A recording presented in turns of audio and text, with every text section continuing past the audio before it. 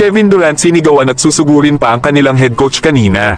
Pero bago yan, pag-usapan na muna natin ang posibleng paglisan ni Zion Williamson sa New Orleans Pelicans pagdating ng off-season. Si Zion nga ay kasalukuyang nasa ikalawang taon ng kanyang 5 taong kontrata sa New Orleans Pelicans. Nagkakahalaga nga ang kontrata ni Zion ng nasa $197 million.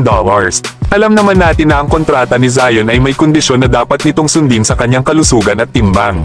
Lalo at dahil dito ay palaging nagkakaroon ng injury ang nasabing star player ng Pelicans. Pero simula nang bumalik ito sa paglalaro noong January 7 mula sa kanyang injury, ay nag-average na ito ng 24.7 rebounds at 5 assists per game, na may shooting naman ito na 59% sa field.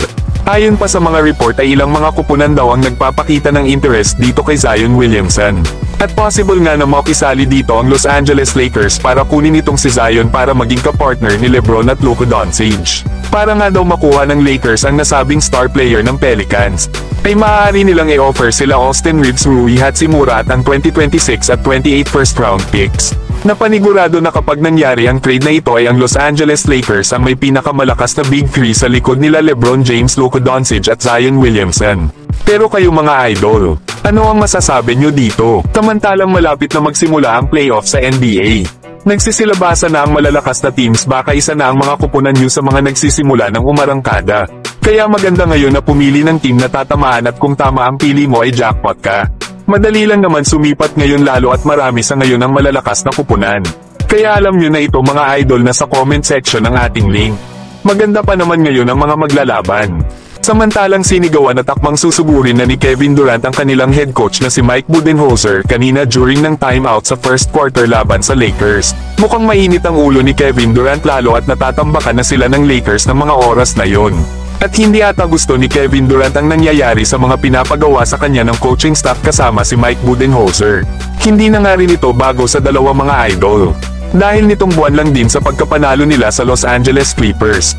During din ng timeout na sa pagkakataon na ito ay sa second quarter naman, ay nagtalo din sila Kevin Durant at Mike Budenholzer. Pero para naman sa dalawang mga idol ay wala lang daw ito.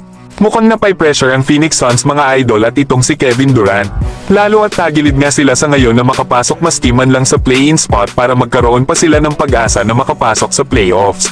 Kasalukuyan kasi na nasa pang-11 seed ang Phoenix Suns sa Western Conference, na may record na 31 wins and 37 losses. Kanina nga ay nakagawa lang si Kevin Durant ng 21 points at 9 rebounds. 6 out of 17 shooting nga lang ito sa field kaya struggle talaga si Kevin Durant kanina. Habang si Devin Booker ay meron namang 19.6 rebounds at 11 assists. Nakatulad ni Kevin Durant ay nag-struggle din ito sa kanyang shooting. Lalo at 6 out of 17 shooting lang ito sa field. At 0 out of 3 naman sa 3-point area. Isa na nga sa dahilan dito ay ang naging depensa ng Los Angeles Lakers lalo na itong si Jordan Goodwin, na talagang pinahirapan ng mga players ng Phoenix Suns lalo na si Devin Booker. Kaya deserve talaga nitong si Jordan Goodwin na makonvert ang kontrata sa standard contract para makasama ito ng Lakers sa postseason. Pero kayo mga idol, ano ang masasabi nyo dito kay Jordan Goodwin?